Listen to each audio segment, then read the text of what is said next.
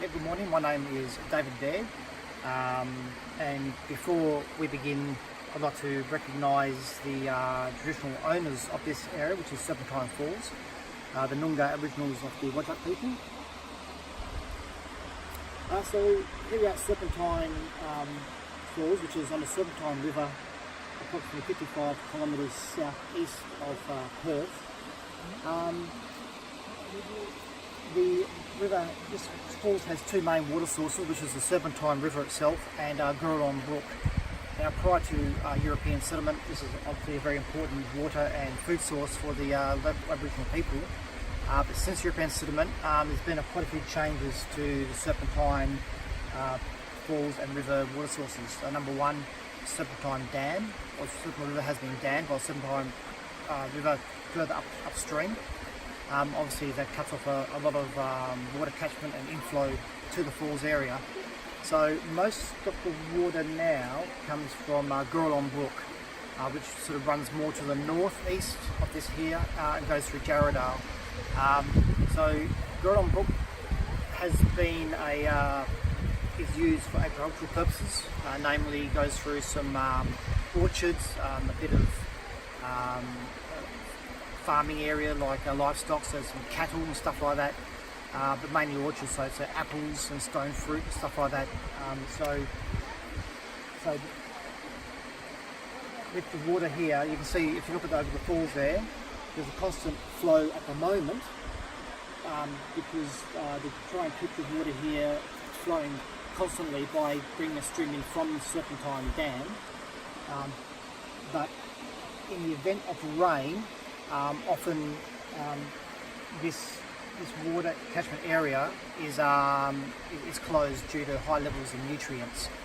That's due to the farming areas further upstream on Gurulon Brook, obviously fertilisers and that accumulating and then coming down here causing algal blooms and stuff like that to occur. Regular sampling is done here. This is a very popular picnicking, hiking and swimming area for local people and for others alike. This water is very deep here, something like 26 metres deep. Unfortunately there have been some deaths by people jumping off the rocks and coming to grief. But generally speaking, in summertime and the warmer months, this is a very popular swimming area for the locals. Looking around, there's an upper area here, which is the main pool. Obviously a weir has been built here, and then there's a lower pool area as well. So the water is always here constantly. As far as flora and fauna goes, this is pretty popular with bird life. There's not much in the way of birds at the moment, but looking at the amount of bird droppings and stuff around the place, there are birds here normally in the early morning and early evenings when there's fewer people around.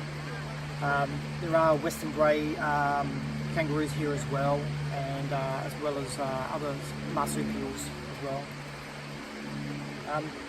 In this lower catchment area here, unfortunately people have dumped goldfish or carp in there, so the fisheries department is trying to eradicate those out of there. But there's also local fish like the local nightfish, heaps of crustaceans like jewelgies or marron.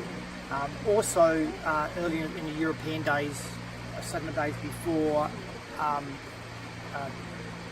the Serpentine Dam, this was very popular for fishing, and actually to this day now, there is trout in here, rainbow trout, as well as Serpentine River and parts of the Gurulon Brook. So it's very popular for trout fishing. Fishing is no longer permitted here because we're in a national park, but there's still a lot of fish and crustaceans in these waterways. As far as plant life, you can see, obviously you've got the granite face area here, but the lower area, there's a lot of plant life right up to the water's edge.